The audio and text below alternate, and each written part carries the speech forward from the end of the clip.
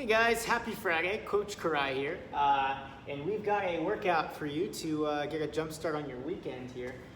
We are going to start with some mobility. So, in this butterfly position, we've got our heels together. My hands are on my ankles. As I inhale, I'm going to bend that back, tuck my chin. As I exhale, I'm going to straighten that back. I'm going to lift my head so my eyes are facing forward. And I'm really trying to get straight with my back, all the way from that lower spine up to my shoulders. So once again, as I inhale, I'm going to bend that back, round it, tuck the chin. And as I exhale, I'm going to pull my ankles towards me as I lengthen my back. And we're going to progress through that for about 45 seconds, just loosening up the groin along with the back. After that, I'm going to head to my all fours position, sit on my heels and cup my ear as I rotate. These are my T-spine rotations. I'm going to feel this in the mid-back. I'm trying to push that left hand through the floor.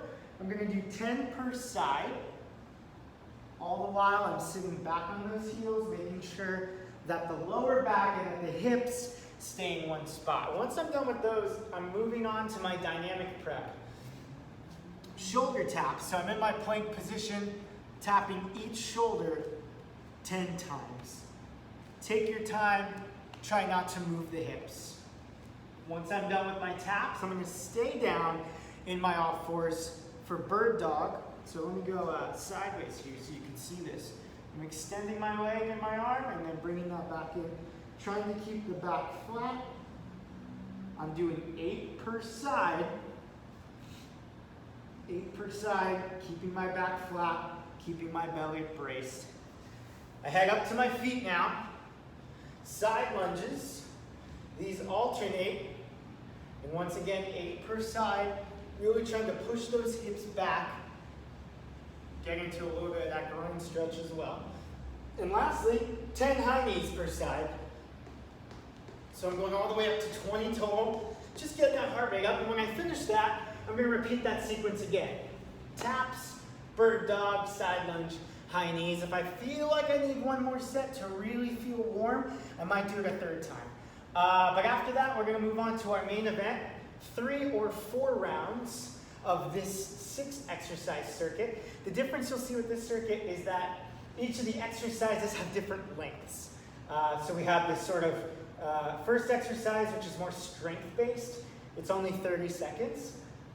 Then we have a more explosive exercise at 20 seconds and an isometric exercise for 40 seconds. And that sequence sort of repeats. So we start with this reverse lunge. If you've got some weight, hold it down to your side. Step back. We're going to stay on one leg here.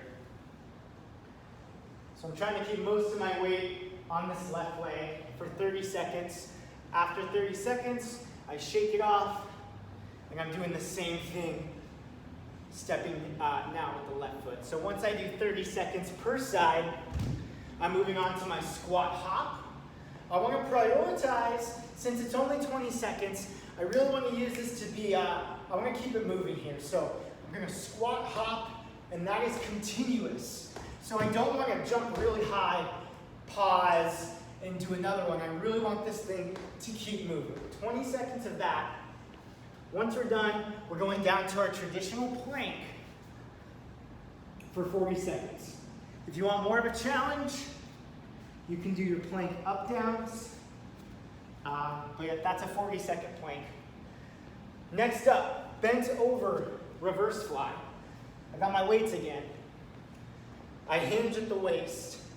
Got a little bend in my knees, a little bend in my elbow, and I'm squeezing right between the shoulder blades. Keeping my shoulders down.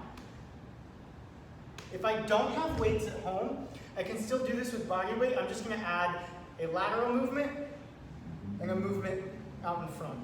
Lateral, front. But really, you can even pick up water bottles or cans of soup and do this and extract some value. Once we're done with that, explosive push-ups. I got 2 options. Since we're only doing this one for 20 seconds, we're either going to go explosive, which is hard, or We're just gonna really increase our tempo so that that's a really power-based 20 seconds. And then last but not least, our scissor kicks. I'm on my back, crunching up, arms forward, legs off the floor and crossing. If that's too hard, you can just leave the head down and the hands near your side. But the lower those legs are to the floor, the harder this is gonna be. And you can always add some weight up in front of you to make this a little bit more challenging for the abs.